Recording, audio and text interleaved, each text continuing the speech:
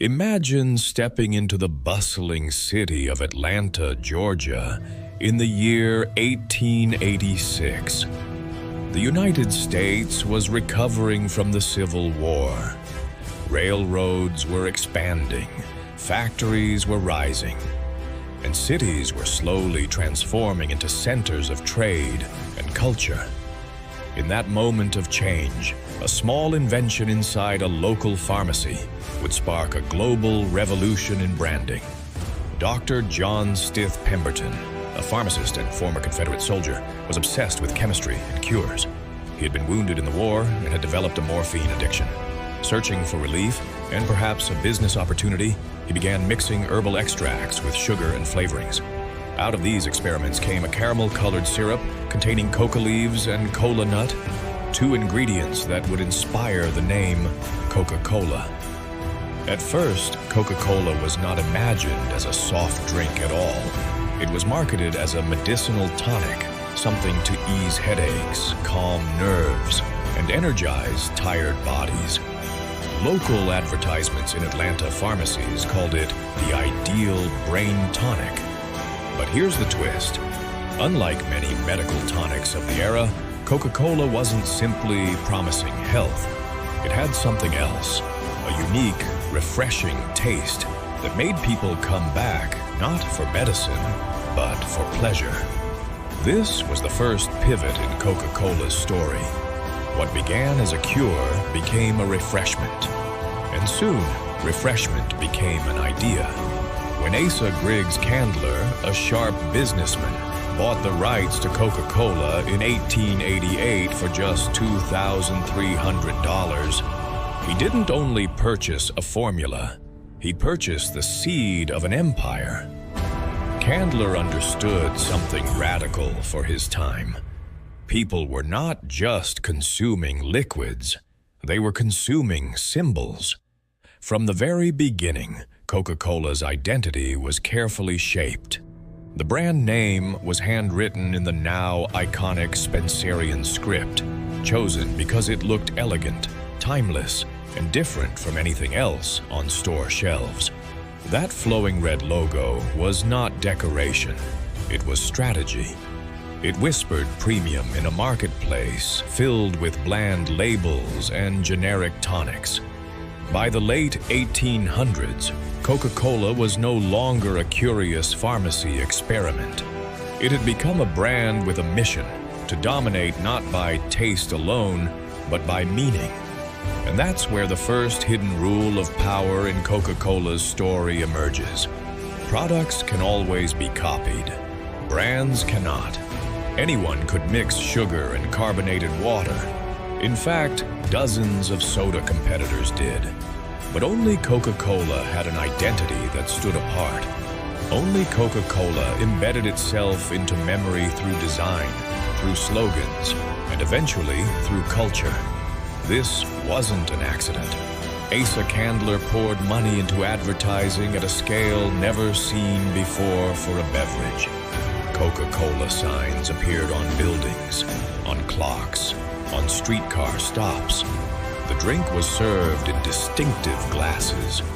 Coupons offered people a free taste. And once they tried it, they associated that pleasure with the brand forever. Candler once said, "Coca-Cola is not merely a drink, it is an idea, a national institution."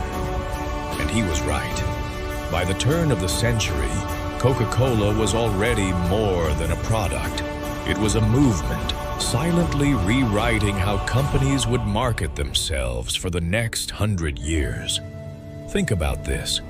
In the 1890s, before radio, before television, before the internet, Coca-Cola was already embedding its brand into daily life through visual repetition. People couldn't escape it. And the more they saw it, the more they trusted it. The true genius of Coca-Cola wasn't in creating a delicious formula. It was in creating a mental monopoly.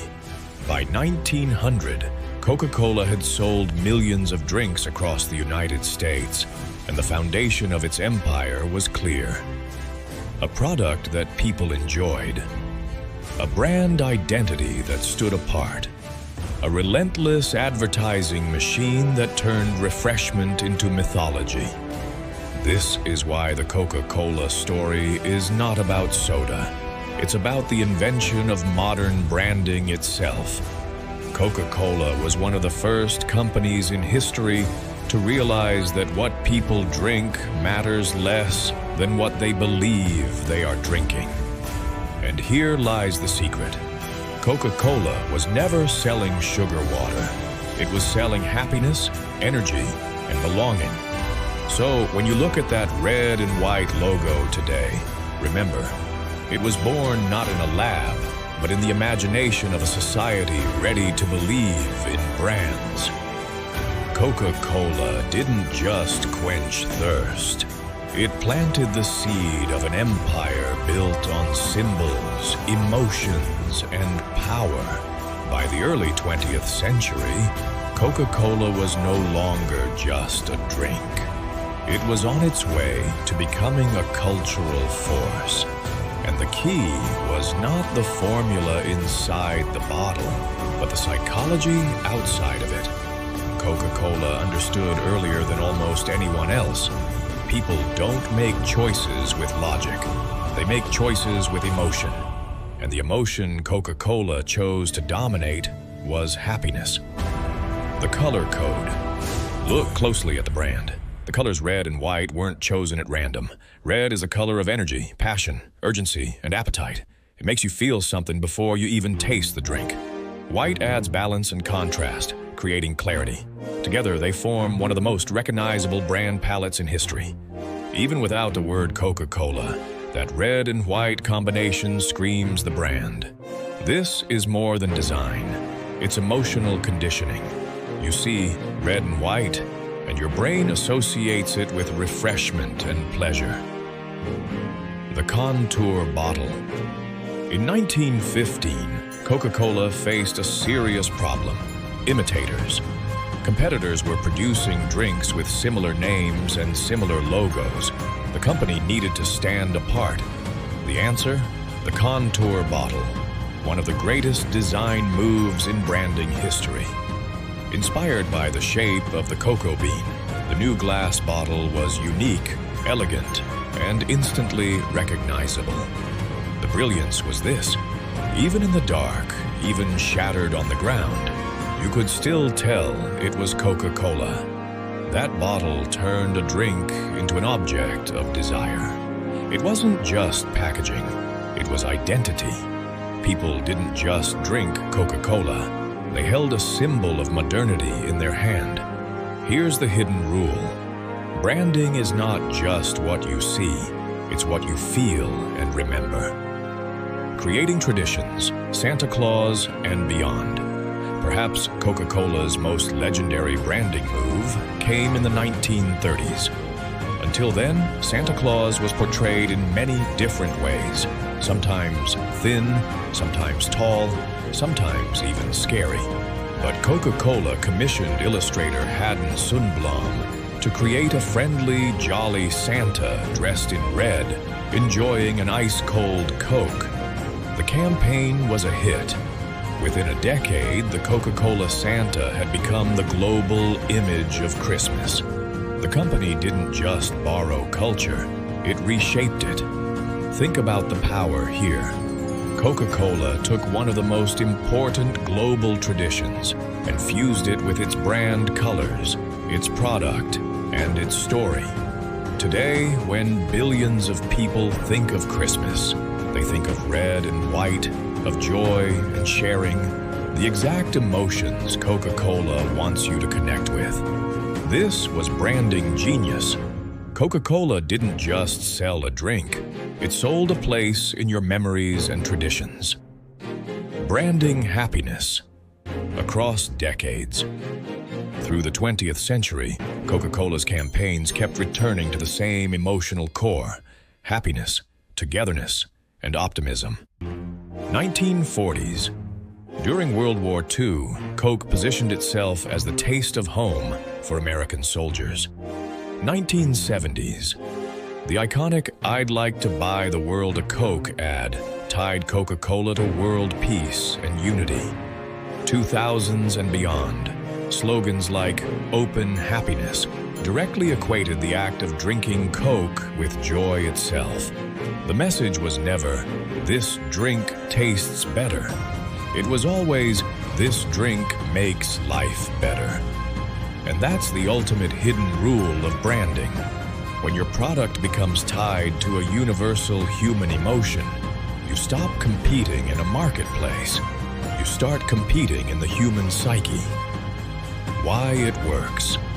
Why does this strategy keep working after more than a century? Because Coca-Cola tapped into 3 psychological triggers. 1. Consistency. The brand identity hasn't changed in over 130 years. People trust what feels eternal. 2. Emotion. Coca-Cola attached itself to joy, family, love, and celebration. The moments matter more than the taste. 3. Repetition. From billboards to TV to social media, Coca-Cola never leaves your sight. The more you see it, the more it feels inevitable. This combination created a mental shortcut. When people think of refreshment, they think of Coca-Cola. Not because it's objectively the best, but because it's culturally unavoidable. The branding takeaway. The hidden rule behind Coca-Cola's power is simple. Control emotions, and you control behavior. Coca-Cola sells sugar water, but through branding, it sells happiness, nostalgia, and identity. It's the reason billions of people around the world will pay for the same drink again and again, while ignoring hundreds of alternatives. And that's the paradox. Competitors can copy your recipe. They can never copy your place in people's hearts. By the 1940s, Coca-Cola had already secured its place in American daily life. But it was World War II that transformed the company from a national success into a global empire. The 5-cent promise. When the U.S. entered the war, Coca-Cola's leadership made a bold pledge. Every American soldier, wherever he was in the world, could get a Coke for just 5 cents. This wasn't charity. It was strategy at the highest level. Coca-Cola lobbied the U.S. government and received priority access to sugar, machinery, and shipping space, resources that were tightly rationed. Why? Because Coke convinced officials that providing the drink to soldiers wasn't just about refreshment. It was about morale and patriotism. Think about the genius here. While most companies were shrinking under rationing, Coca-Cola was expanding, backed by the U.S. military. The wartime bottling plants. To fulfill its promise, Coca-Cola didn't simply ship bottles overseas. It built entire bottling plants in combat zones. From North Africa to Europe to the Pacific, Coke set up facilities close to U.S. bases. Between 1943 and 1945, more than 64 bottling plants were established worldwide. For the soldiers, Coke became a symbol of home. Holding that familiar bottle, tasting that familiar flavor, they felt a connection to the country they were fighting for. It wasn't just soda, it was America in a bottle. And here's the unintended genius. When the war ended, those plants didn't close. They simply turned from serving troops to serving local civilian markets. Suddenly, Coca-Cola wasn't just in America. It was in Europe, Asia, Africa, and beyond. Armies conquered land. Coca-Cola conquered markets and mines, the Cold War, and the global stage. After World War II, Coca-Cola doubled down. The brand had been carried to more than 60 countries. Now it wanted to dominate everywhere. During the Cold War, Coke became a quiet ambassador of American culture. In Western Europe, it was marketed as the drink of freedom, modernity, and optimism. In countries under Soviet influence, Coke was sometimes banned as a symbol of capitalism. But that only made it more desirable. In fact, a famous moment came in 1959 when Soviet leader Nikita Khrushchev was offered a specially bottled clear version of Coke during his visit to the US, so it wouldn't look too American. That white Coke became legendary, a symbol of how even ideological enemies couldn't resist the allure of the brand. Coke versus Pepsi, the Cola Wars begin. The global expansion also set the stage for one of the fiercest business rivalries in history, Coke versus Pepsi. While Coca-Cola leaned on heritage and tradition, Pepsi targeted the youth. The Pepsi generation campaigns of the 1960s and 70s positioned Pepsi as modern, rebellious, and fun. But instead of destroying Coca-Cola, this rivalry only made Coke stronger. Why? Because Coke had already fused itself with American identity. Pepsi was an alternative. Coca-Cola was the default. Sports, sponsorship, and soft power Coca-Cola also mastered the art of embedding itself in global culture. By sponsoring the Olympic Games starting in 1928 and later the FIFA World Cup, Coca-Cola tied its brand to moments of pride, unity, and celebration. Wherever the world came together, Coke made sure its logo was there. This wasn't sponsorship, it was soft power. Every athlete lifting a Coke on TV, every stadium lined with red banners, reinforced the idea that Coca-Cola wasn't just a drink. It was part of humanity's shared moments, from soldiers to citizens. The war gave Coca-Cola something more powerful than distribution. It gave it stories. Millions of American soldiers returned home remembering Coke as their companion in the trenches, in deserts, in jungles. When they became fathers and grandfathers, they passed that association to their families. And abroad, civilians who first tasted Coca-Cola through military presence came to see it as a symbol of modern life. Drinking Coke meant being connected to progress, to America, to the future. The expansion formula World War II revealed the secret formula behind Coca-Cola's global rise. 1. Leverage politics. Use national identity and government support to secure resources. 2. Attach to emotion. Turn a bottle into a symbol of home, freedom, and belonging. 3. Build infrastructure. Leave behind bottling plants as footprints of empire. 4. Embed in culture. Tie the brand to global events, sports, and rituals. It was empire building, not with armies, but with advertisements, bottles, and dreams. The lesson of global power. By the 1950s, Coca-Cola was in more than 120 countries. By the end of the 20th century, it was in almost every country on Earth.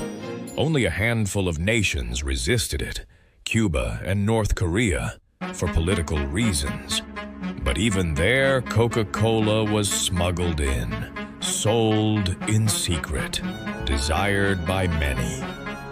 The hidden truth is this: Coca-Cola used war and politics not as obstacles, but as opportunities. Where governments marched with armies, Coca-Cola marched with brands and bottling plants. And here's the lesson for power. Coca-Cola's dominance didn't happen by accident. It wasn't one lucky invention or one advertising campaign. It was a system built step by step, layer by layer, just like an empire. And if you look closely, you can see the blueprint of global branding in Coca-Cola's rise. Step 1, consistency. Above all, the first rule of Coca-Cola's empire was consistency. From the beginning, the brand promised something simple, delicious and refreshing. Over a century later, that promise hasn't changed. The taste of Coca-Cola is nearly identical whether you drink it in Atlanta, Rio de Janeiro, or Tokyo. Why is this so important? Because humans crave stability. In an unpredictable world, Coca-Cola offered something you could rely on. This consistency built trust, and trust built loyalty. Lesson: consistency creates familiarity, and familiarity feels like truth. Step 2, own the distribution. Coca-Cola didn't just sell syrup. It built one of the most advanced distribution networks in history. The company partnered with bottlers worldwide, creating a model where Coke supplied the syrup concentrate, and local bottlers handled production, distribution, and sales. This system scaled infinitely, from vending machines to corner stores, from airplanes to stadiums. Coca-Cola made sure its product was everywhere, all the time. And here's the hidden power. When you control distribution, you don't just sell drinks, you control choice. Other sodas might exist, but if Coca-Cola is always the first and easiest option, most people will pick it. That's not persuasion, that's availability as power. Step 3, saturate with marketing. Coca-Cola didn't rely on occasional advertising, it dominated. The company's philosophy was simple: never stop talking.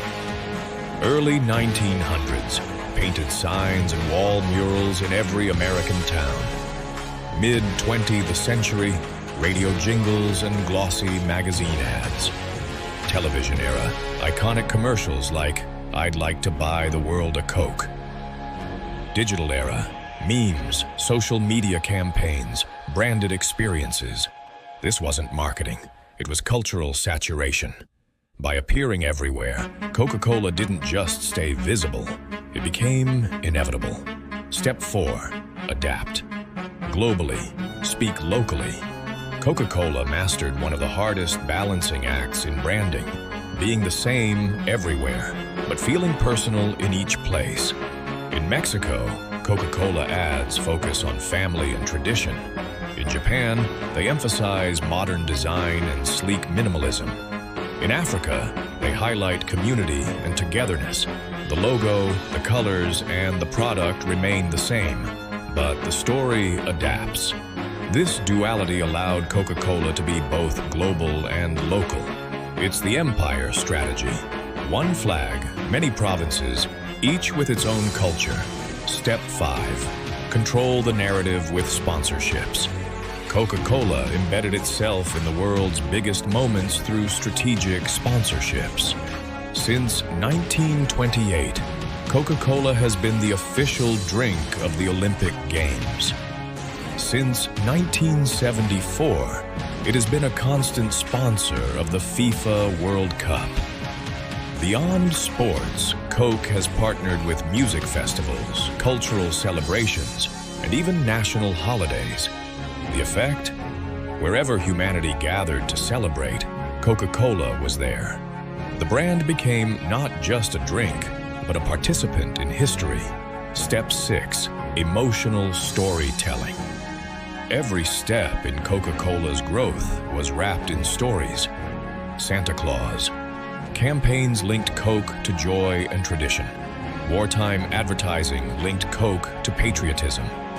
Peace and unity ads during the Cold War linked Coke to global harmony.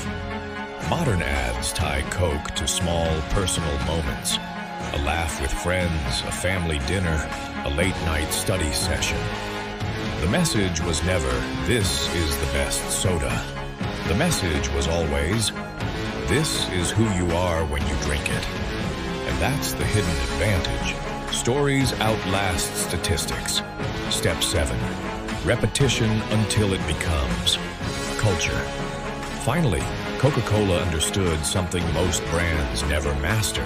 Repetition turns into ritual. You don't need to convince someone to buy Coke every time. Once it's embedded in family traditions, celebrations, and personal memories, the decision becomes automatic. That's why Coca-Cola is served at birthdays, holidays, and global events. It's not a choice, it's a default. The Empire Blueprint. If you map Coca-Cola's growth, it mirrors the rise of empires. 1. A core identity, consistency. 2. Control of territory, distribution. 3. Symbols and propaganda, marketing. 4. Adaptation of provinces, Localization. 5. Cultural integration. Sponsorships. 6. Legends and myths. Storytelling. 7. Rituals and traditions. Repetition. This isn't just business. It's empire building in the purest sense. Not with armies, but with ads, stories, and a red logo. The takeaway Coca-Cola's rise teaches a timeless truth. Power isn't built in one strike. It's built in layers. And the most dangerous power isn't when people choose your product. It's when they stop seeing it as a choice at all. For more than a century, Coca-Cola has stood as the ultimate symbol of branding power. But behind the red logo and the smiling ads lies a darker truth. The psychology of influence that makes billions of people reach for the same bottle again and again. The addiction of ritual. Psychologists talk about ritualized consumption. Once something is tied to our celebrations, our daily breaks, or our identity, it stops being a choice. Coca-Cola has mastered this. Birthdays, Christmas, family dinners, sports events. Coke positioned itself so deeply into these rituals that saying no feels like breaking tradition. The brand no longer sells refreshment. It sells belonging, hidden mechanism. When you turn your product into a ritual, customers stop questioning. They simply repeat. The sweet illusion. Let's face it, Coca-Cola is sugar water with caffeine. Yet billions see it as happiness in a bottle. How? Through framing. The company has spent over 100 years connecting Coke to joy, family, youth, and optimism. But here's the paradox. While selling happiness, Coca-Cola also sells one of the most unhealthy drinks in history. Studies link sugary sodas to obesity, diabetes, and heart disease. This is the dark genius. Coca-Cola doesn't fight the science directly. It simply overpowers it with narrative. Happiness and nostalgia are stronger than facts.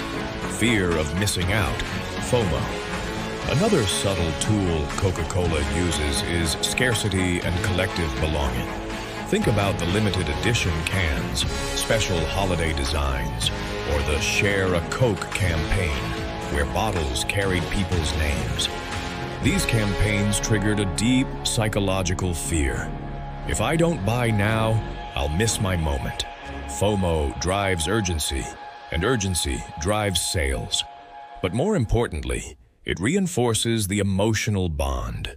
People don't just buy Coke, they buy an experience of being part of something bigger. Authority and identity. From the U.S. Army in World War II to the Olympic Games, Coca-Cola borrowed the symbols of authority. Soldiers drinking Coke made it patriotic. Athletes drinking Coke made it aspirational. Celebrities endorsing Coke made it cool. By associating itself with power figures, Coca-Cola positioned itself as an authority of its own, not because of its ingredients, but because of who held the bottle. This is classic psychology. When people we admire embrace something, we obey without questioning.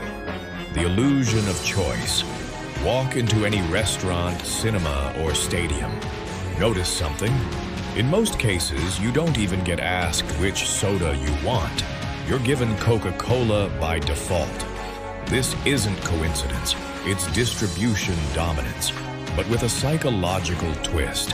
When an option is always available first, our brain interprets it as the right choice. Over decades, this creates what psychologists call a learned default.